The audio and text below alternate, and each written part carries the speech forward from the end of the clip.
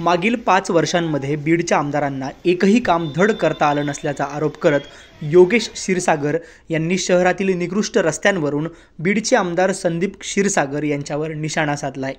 Jalna road पाण्याखाली गेल्याने योगेश क्षीरसागर यांनी संदीप क्षीरसागर यांच्यावर भ्रष्टाचाराचे आरोप केले आहेत। पावसाचं पाणी बीडमधील अनेक दुकानांमध्ये शिरल्याने दुकानदारांना भरपाई मिळावी अशी मागणी देखील त्यांनी यावेळी केली आहे।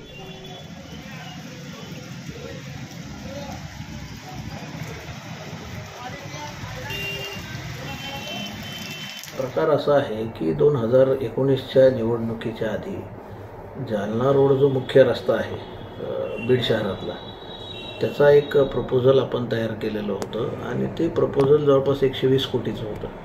त्यामध्ये मुख्य रस्ता हा सिमेंटीकरण होणं, डिवायडर आणि दोन्ही साईडला फुटपाथ आणि त्यासोबत सेंटरमधून लाईट्स जाणं, असा हा मोठा प्रोजेक्ट होता आणि तो त्यावेळेस सरकार बदलल्याने त्याची मंजुरी आली नाही आणि त्यानंतर त्याचा पाठपुरावा करण्यासाठी आम्ही प्रयत्नातच होतो आणि स्थानिक आमदार जेव्हा ते आमदार झाले त्यांना याचा सुगावा लागला।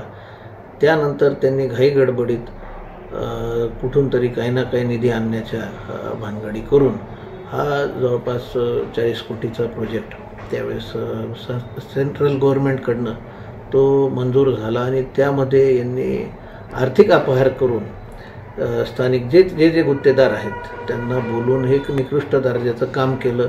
त्यामध्ये ह्या रस्त्याला दोन्ही साईडला जे पहिल्या प्रोजेक्टमध्ये ड्रेनेज होते ते ड्रेनेज गायब झाले। त्याच्यामुळं जे आसपासचे जे 25-30 कॉलनीतल्या ज्या रस्त्याचं आणि ड्रेनचं पाणी त्या ठिकाणी मुख्य रस्त्याला यायला पाहिजे त्यांना ड्रेनच राहिला नाही। फक्त सिमेंट रोड झाला, तो सुद्धा अर्धवट झाला। आपण जर बघितलं तर तुमच्या काकुनाना हॉस्पिटल किंवा नवगन प्लाझा जो परिसर आहे तिथपर्यंतच तो रस्ता झाला।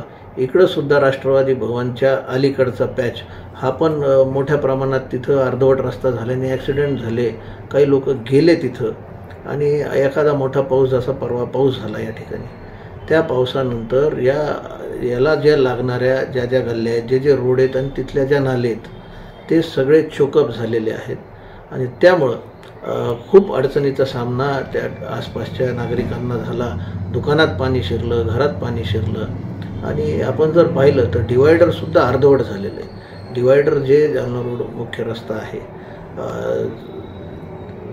जनता गॅरेजच्या पुढचा जो रस्ता आपण जर बघितला तर तिथं डिवायडर नसून साधं सेंटरला रस्त्याच्या सेंटरमध्ये रस्ता बुजवलेलाही नाही आहे। तिथं माती आहे, त्या मातीमध्ये खड्डे झालेले आहेत आणि त्या खड्ड्यामुळं भीषण ॲक्सिडेंट त्या ठिकाणी होत आहेत। इवन रस्त्याचे साईडचे जे पंखे असतात ते सुद्धा भरलेले नाहीत, ते सुद्धा अर्धवट सोडून दिलेले आहेत। तसं अर्धवट काम आणि टक्केवारीच्या बेसिसवर काम हे करण्यात आलं आणि ह्याला पूर्णतः जबाबदार हे स्थानिक आमदार आहेत।